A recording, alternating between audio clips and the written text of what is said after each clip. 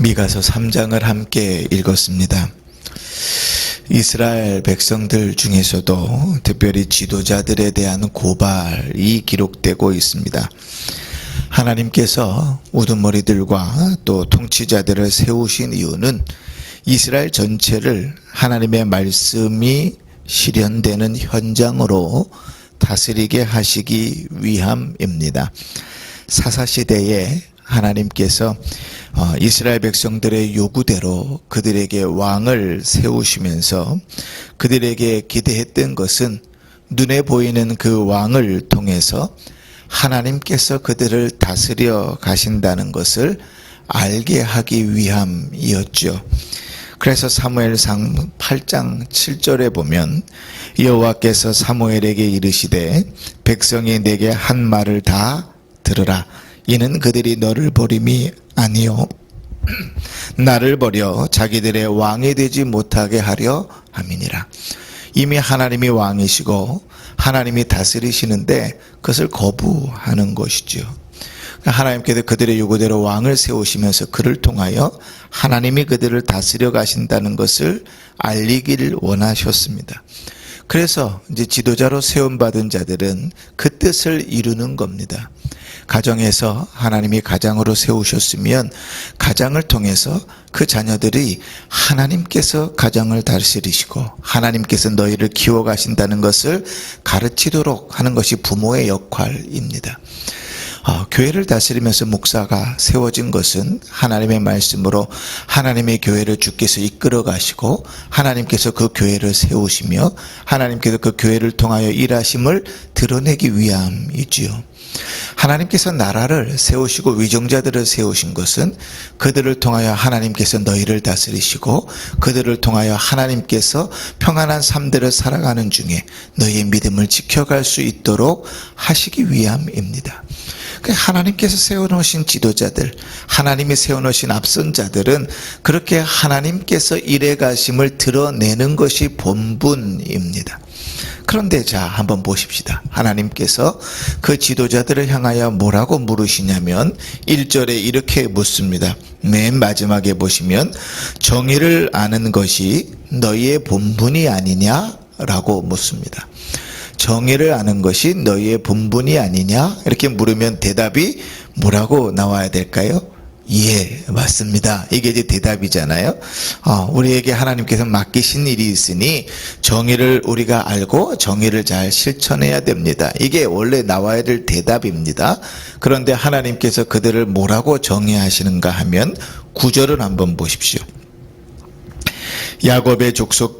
야곱 족속의 우두머리들과 이스라엘 족속의 통치자들 곧 정의를 미워하고 정직한 것을 굽게 하는 자들아. 뭐라고 정의하고 있습니까? 정의를 굽게 하고 정직한 것을 굽게 하고 정의를 미워한다. 너희에게 주어진 것이 뭐라고요? 정의를 너희가 알아서 그것을 잘 순종하고 실천해야 되지 않느냐? 그런데 너희는 정의를 미워하고 또 정직한 것을 굽게 한다. 그렇게 말합니다.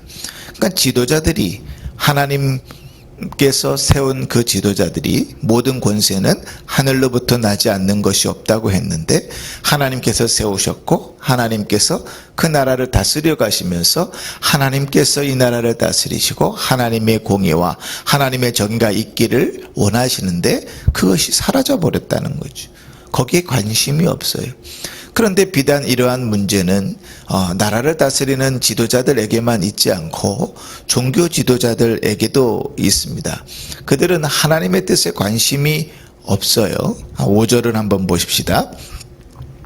내 백성을 유혹하는 선지자들은 이에 물 것이 있으면 평강을 외치나 그 입에 무엇이 채워주지 아니하는 자에게는 전쟁을 준비하는도다. 이게 무슨 말입니까? 너희 입에 무엇을 채워주면, 그러니까 다른 말로 하면 너희에게 뭔가 이득이 있으면 뭐를 외쳐요? 평강이라 이렇게 외친다는 거예요. 그런데 물으러 왔는데 아무것도 그에게 이득이 되지 않으면 뭘 선포해요? 전쟁을 선포한다는 거예요. 그러니까 평강이냐 전쟁이냐는 어디에 달려 있습니까?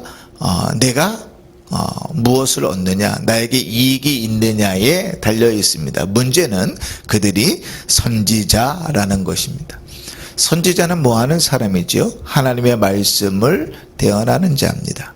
근데 하나님의 말씀을 대언하는데 그가 이득이 없으면 하나님의 말씀을 제대로 대언하지 않는다. 그 심각한 문제지요. 한 걸음 더 나아가서 11절을 보십시오. 그들의 제사장은 삭슬 위하여 교훈하며 그들의 선지자는 돈을 위하여 점을 치면서, 이렇게 말합니다. 제사장은 뭐 하는 사람입니까? 율법을 가르치는 사람들입니다. 그런데 율법을 가르치는 사람이 뭐를 위하여? 삭슬 위하여, 재산을 불리기 위해서 말씀을 가르친다, 이렇게 말합니다. 그러니까 선지자는 돈을 위하여 점을 치면서, 3장을 읽으면서 참 재밌는 표현이 저는 이 표현이라고 생각합니다. 선지자는 어떤 사람인가 하면 하나님의 말씀을 대언하는 사람입니다. 하나님의 말씀을 전하는 사람인데, 오늘 이러한 선지자들을 싸잡아서 하나님 뭐라고 말씀하시냐면 점친다, 이렇게 말합니다. 점친다. 하나님 말씀하고는 관계가 없지요. 그치? 자, 더 이상 그들에게서 하나님의 참 뜻을 찾을 수가 없습니다. 그리고 하나님은 그들에게 말씀을 더 이상 주지 않겠다고 말씀하세요. 7절 마지막에 보면 하나님이 응답하지 아니하시거니와, 하나님께서 응답하지 않겠다. 제사장도 선지자도 그들을 통하여 하나님께서 일하지 않겠다고 말씀하십니다. 그런데 그들의 그 부패함보다 더 심각한 문제가 있습니다. 이건 더 기가 막힌 사실인데요. 그들은 그렇게 살면서도 그들 자신이 잘못됐다고 생각하지 않습니다. 그들 자신은 잘 살고 있다고 생각해요. 그들은 신앙이 참 좋다고 생각합니다. 이 정도 신앙생활하면 괜찮고 하나님께서 함께 하시고 복 주실 것이라고 생각하는데 문제가 있습니다. 11절을 보십시오. 그들의 우두머리들은 뇌물을 위하여 재판하며 그들의 재판장은 삭슬 위하여 교훈하며 그들의 선지자는 돈을 위하여 점을 치면서도 여호와를 의뢰하여 이르기를 여호와께서 우리 중에 계시지 아니하냐, 재앙이 우리에게 임하지 아니하리라 하는도다. 아멘. 지금 하나님께서 쭉 뭘 얘기하십니까? 그들의 우두머리들, 통치자들, 제사장들, 선지자들의 죄악을 쭉 나열하시면서 내가 너희와 함께하지 않겠다고, 더 이상 너희의 편을 들지 않겠다고 주님께서 책망하시면서 그들의 심판을 선언하십니다. 그런데 그들 스스로는 어떻게 생각하고 있어요? 이렇게 생각하는 거예요.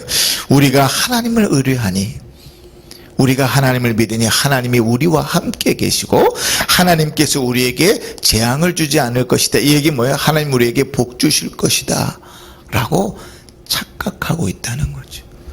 자기 스스로를 속이고 있는 겁니다. 이스라엘 백성들이 이렇게 썩어가고 있으니, 나라가 멸망해 가고 있는데 그 눈앞에 북이스라엘이 그 죄악 때문에 멸망시키는 모습을 눈으로 보면서도 깨닫지 못하는 것이죠. 하나님께서 앞에 세워주신 자들, 누구나 예수님께서는 선생이 되지 말라 이렇게 말씀하십니다. 앞에 선다는 것은 대단히 두렵고 어려운 일입니다. 그럼에도 불구하고 하나님은 우리의 인생 가운데서 늘 우리를 앞으로 몰아세우십니다. 우리의 인생의 연륜 때문에도 그렇고요, 우리에게 얻어진 직분 때문에도 그렇고요, 또 어떠한 이유에서든지 세상의 통치자로, 또 세상의 우두머리로, 또 가정의 가장으로, 또 교회의 직분자로, 교회의 어른으로, 여러 가지 모양으로 우리를 다 앞에 세우십니다. 하나님께서 앞에 세우시고 일들을 맡겨주셨을 때 그 일들을 감당하는 자세는 무엇인가 하면 그것을 통하여 하나님의 일하심을 드러내는 것입니다. 왜냐하면 하나님께서 세우지 아니하시는 권세가 없거든요. 교회의 직분자만, 교회의 일만 하나님께서 맡기신 것이 아니라 이 세상의 모든 일들이 그렇습니다. 하나님께서 부모로 세워주셨을 때 그 부모를 통하여 하나님을 자녀들에게 하나님을 가르치고 그들을 믿음으로 키워내야 되는 이유는 하나님께서 하나님의 권위로 그들에게 부여했기 때문에 그렇지요. 그래서 우리가 너무나 잘 아는 10계명 5계명은 부모를 공경하라 그렇게 말합니다. 그러면서 그 약속에 그러면 너희가 장수할 것이라는 복을 더해 주십니다.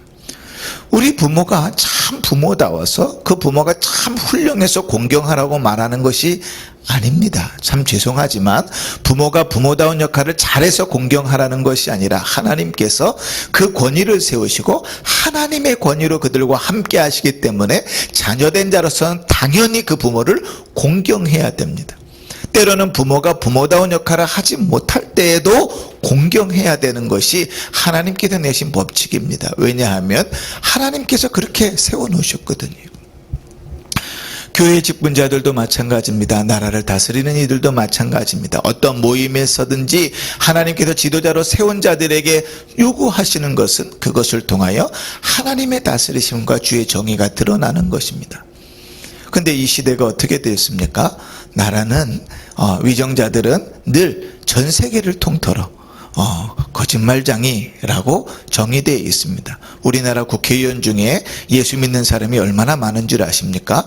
역대 대통령 중에 예수 믿는 사람들, 직분이 있었던 사람들이 얼마나 많은지 아십니까? 그러나 하나같이 그들이 죄악 가운데서 벗어나지 못한 사람이 없습니다.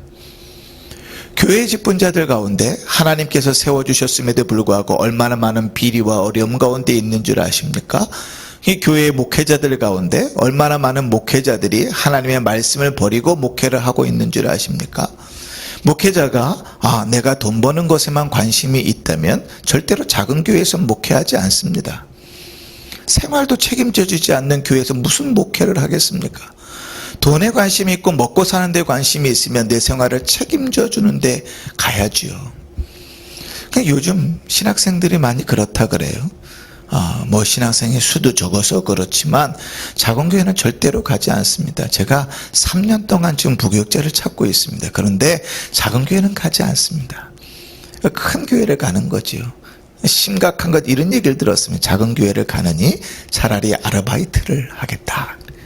아르바이트를 해서 버는 돈이 교회에서 사례비 받는 것보다 훨씬 더 많다는 거죠. 예수 믿는 자들이, 신앙을 가지고 살아가는 지도자들이, 목회자들이 돈 버는 데 관심이 생기기 시작하면 그러면 더 이상 목회할 수 없습니다. 교회에 직분자들이 세워졌습니다. 교회 직분자들이 세워진 것은 그들을 통하여 그리스도의 몸된 교회를 세우고 하나님의 다스리심과 하나님의 일하심을 드러내라고 세워놓은 것입니다. 그가 잘하기 때문에, 훌륭하기 때문에, 능력이 있기 때문에 세워놓은 것이 아닙니다. 하나님은 언제나 하나님의 사람들을 세우실 때에 네가 능력이 있기 때문에 그 역할은 네가 해야 돼 라고 말씀하신 적은 단 한 번도 없습니다. 하나님은 언제나 사명을 맡기실 때 이렇게 말씀하셨습니다. 내가 함께 하겠다. 모세를 부르실 때도 여호수아를 세우실 때도 하나님은 내가 너와 함께 하겠다고 말씀하십니다. 주님이 승천하시면서 제자들에게 다 사마리아 땅 끝까지 이르러 내 증인이 되라고 말씀하시는 그 대사명을 주시면서 주님은 너에게 능력이 있기 때문에, 너희가 능력을 가졌기 때문이 아니라 내가 너희와 함께 하겠다고 말씀하십니다. 우리는 그냥 아멘하고 그 일을 순종해 가면서 하나님이 나와 함께 하심을 드러내면 되는 것입니다. 우리는 그 말씀에 아멘하면서 하나님께서 역사하심을 우리의 삶을 통하여, 나의 순종을 통하여 드러내면 되는 것입니다. 그것이 교회고 하나님이 다스려 가시고 하나님의 역사하심을 드러내는 것입니다. 그런데 그렇게 살아가지 않습니다. 내 배를 불리기를 원하고 내 목적을 위해서 살아갑니다. 하나님의 공의와 정의와 주의 말씀에 순종하는 것과 아멘하는 것에는 관심이 없습니다. 그리고 스스로는 어떻게 속이는가 하면 하나님이 나와 함께 하신다, 하나님께서 나에게 복 주실 것이다 하고 착각하고 살아갑니다. 지도자들이 이렇게 되면 백성들은 말할 것도 없습니다. 그죠? 자, 우리가 미가서를 서론을 나누면서 그런 얘기를 했습니다. 하나님께서 이사야 선지자와 미가 선지자를 둘 다 남유다의 선지자로 보내시면서 이사야 선지자는 주로 어디서 사역하게 하셨다 그랬죠? 그 왕궁을 출입하면서 왕들과 제사장들과 또 고관들과 관료들을 향하여 하나님의 말씀을 전하는 자로 쓰셨습니다. 그럼 미가 선지자는 누구를 향하여? 그냥 백성을 성중을 출입하면서 일반 백성들을 향하여 하나님의 말씀들을 전하게 하셨습니다. 다른 말로 하면 두 선지자를 통하여 지위 고하를 막론하고 모든 하나님의 말씀들을 듣도록 하셨습니다. 문제는 무엇인가 하면 그들이 아무도 그 하나님의 말씀에 아멘 하지 않는 것입니다. 사랑하는 성도 여러분, 예수님께서 마태복음 15장에 이렇게 말씀하십니다. 그냥 두라. 그들이 맹인이 되어 맹인을 인도하는 자로다. 만일 맹인이 맹인을 인도하면 둘 다 구덩이에 빠지리라 하시니라. 지도자들은 나는 잘 살고 있으니까 괜찮아. 앞에 서 있는 자들 그들은 그들의 몫을 사는 거야 라고 이야기할 수 없습니다. 늘 하나로 묶여 있거든요. 그들의 세계와 우리의 세계가 다르지 않습니다. 특별히 앞에 서 있는 자들이 그렇게 이끌어가면 전체적으로 다 주님의 말씀대로 구덩이에 빠지는 결과를 가지게 됩니다. 그래서 바울은 그 사랑하는 영적인 아들인 디모데에게 권면하면서 이렇게 권면합니다. 그러므로 내가 첫째로 권하노니 모든 사람을 위하여 간구와 기도와 도고와 감사를 하되 임금들과 높은 지위에 있는 모든 사람을 위하여 하라. 이는 우리가 모든 경건함과 단정함으로 고요하고 평안한 생활을 하려 함이니라. 아멘. 앞에 서 있는 사람들을 위해서 기도하라. 너희 위에 권위자로 서 있는 자들을 위해서 기도하라. 그래야 너희가 경건하고 너희가 신앙을 지키는 삶들의 어려움이 없다. 앞에 서 있는 자들이 부패하고 타락하고 하나님을 드러내지 않으면 그 밑에 사람들의 삶이 곤고하고 힘들어진다. 믿음을 지키고 경건을 지키며 살아가는 일들이 어려워진다. 그러니 그들을 위하여 기도하라. 모든 이들을 위하여 기도하라. 이렇게 권면하는 것입니다. 사랑하는 성도 여러분, 우리에게 있어서 기도의 지경을 넓혀야 된다. 우리 특별 새벽 기도 때 함께 나눴습니다. 우리의 기도의 제목을 넓혀 가십시다. 가정에서는 가정의 어른들을 위해서, 가장들을 위해서 기도하는 것은 당연한 것이고, 교회에서는 교회의 직분자들 그리고 목회자들을 위해서 기도하는 것은 당연한 것입니다. 나라를 돌아보면서는 나라의 위종자들을 위해서 기도하는 것은 당연한 일들입니다. 그들이 하나님 앞에 서서 맡겨진 일들을 가지고 하나님을 드러내지 못하고 아멘하지 못하면 거기에는 소망이 없습니다. 하나님은 우리에게 그들을 위하여 기억하고 기도하라는 사명을 주셨습니다. 하나님 나를 지도자로 세우지 않으셨으니 나는 관심이 없습니다. 하나님 나를 어른으로 세우지 않으셨으니 나는 관심이 없습니다가 아니라 하나님께서 세우신 자들을 위하여 기도하여 전체가 다 아름답게 서도록 요구하시는 것이죠. 그러니 자녀는 부모를 위해서 기도해야 되고, 교회는 성도와 교회는 목회자와 또 직분자들을 위해서 기도해야 되고, 백성들은 나라의 위정자들을 위해서 기도해야 하는 것입니다. 사랑하는 성도 여러분, 이 시대가 점점 더 타락해 갑니다. 하나님의 말씀에 아멘하는 자들은 없고 하나님의 말씀을 드러내는 자들이 없습니다. 수많은 사람들이 예수를 믿는다고 하지만 그것이 머릿속에 남아있는 사변일 뿐 믿음이 되지 않아서 그 삶 속에서 하나님을 드러내진 않으면서도 스스로를 속여 하나님이 나와 함께 하신다고, 하나님이 우리에게 복 주실 것이라고 착각하면서 살아갑니다. 그러나 우리가 이제 4장 5장 이어서 계속 말씀을 읽으면서 보겠지만 하나님은 그들에게 단호한 심판을 선언하십니다. 하나님은 그들에게 단호하게 회개할 것을 촉구하십니다.